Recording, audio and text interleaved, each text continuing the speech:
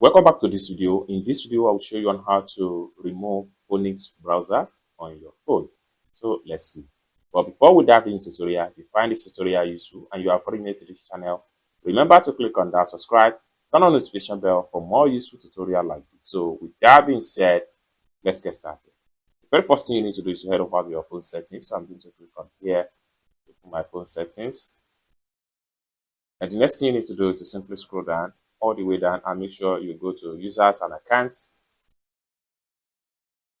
And the next thing you need to do, and it's going to take you right here, then under the account for owner, next thing you need to do is to simply scroll down and make sure you look for Phoenix. So click on the Phoenix browser and it take you right here.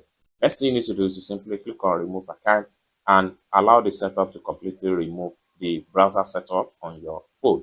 It's as simple as that. So basically, this is how to remove Phoenix browser on your phone without any stress.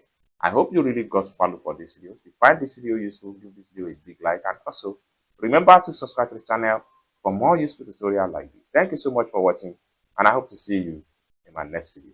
Bye for now.